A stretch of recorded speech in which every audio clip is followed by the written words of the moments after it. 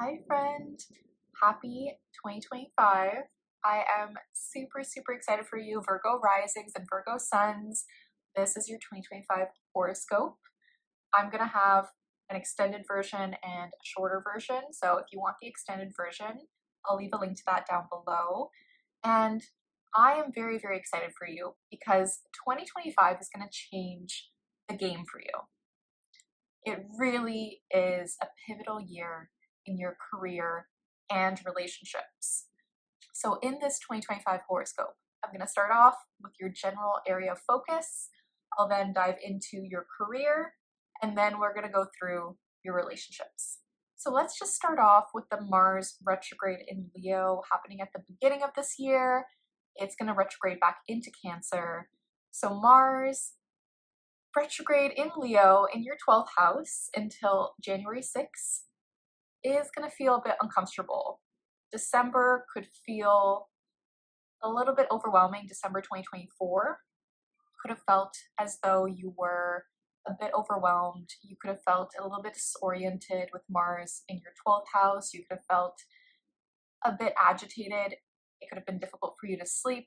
It could have been a time when you felt there is this uncomfortable energy and repressed energy, and it could have brought up some fears for you. Yet Mars retrograde in the sign of Leo in your 12th house had you reflecting on, okay, what limiting beliefs do I still need to let go of? Which toxic cycles do I still need to break? Which family patterns do I need to break free from? And are you talking to yourself in a very encouraging, loving, optimistic way? What did your inner child really need, and how can you show that to yourself? What brought you joy as a kid, and how can you tune more into that energy, especially to better your mental health? And Mars retrograde in Leo could have brought up a lot of fears, yet please note this is ultimately very beneficial for you because you're learning to cut out what does not work for your mental health, what does not protect your energy. I have a whole video on protecting your energy if you want to check that out. Yet, please keep this in mind.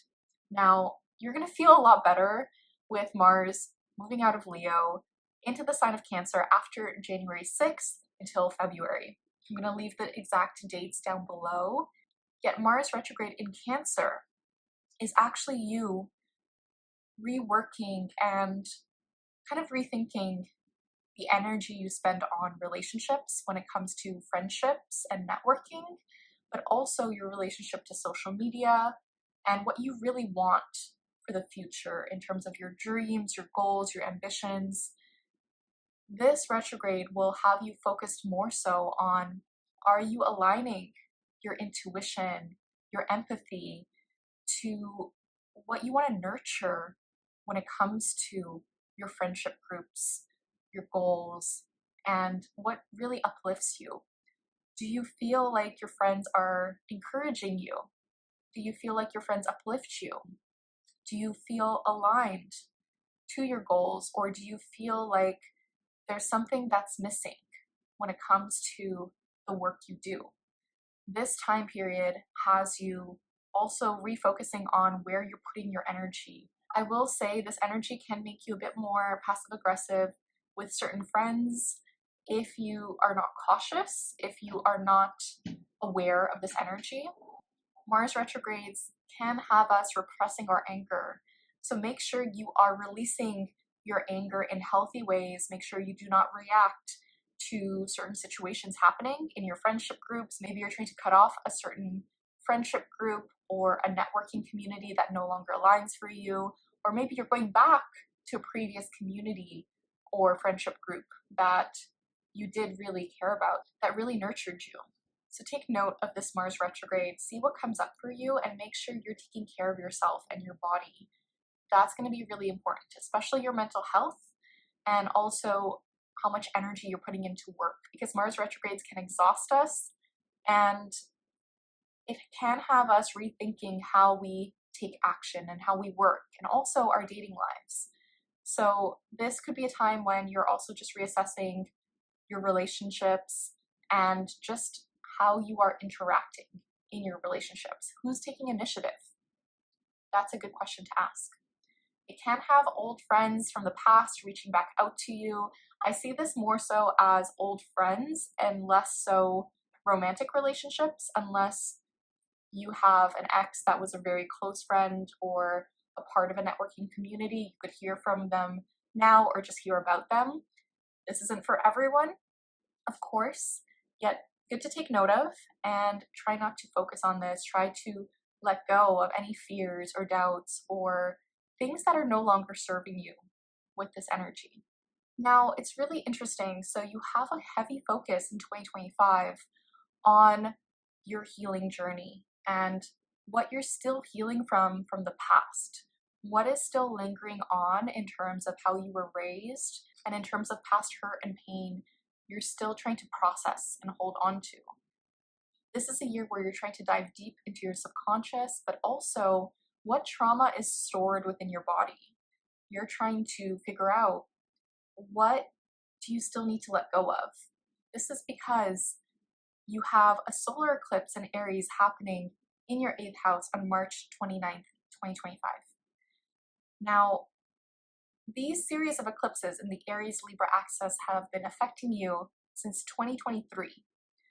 So for you, it's been giving you a new relationship to your healing journey, to your investments, your loans, your shared resources, your debt, your mortgage, whatever this looks like to you, but also past pain and hurt that you're still healing from, and also your relationship to money, self-worth, self-value, and your money mindset, and what you physically own in terms of possessions. So this has been a strong focus for you in terms of new beginnings and closing of chapters in these topics. Now, with the last of these eclipses happening in Aries, in your 8th house, this is you having a new beginning when it comes to your relationship to your investments, your loans, your shared resources, and also your relationship to intimacy, your relationship to being more vulnerable and open with potentially a partner or someone you're very close to. And this could be potentially more vulnerable with someone you're close to around your finances or your investments, especially money trauma that you're still healing. And you're in a place of really understanding, okay, what can I do to feel more invigorated by my shared resources and see the support I do have? This is also a new beginning when it comes to that healing path that you're on. Healing is a big theme for you in 2025. Now the nodes will shift into your sign and Pisces at the beginning of 2025 on January 29th.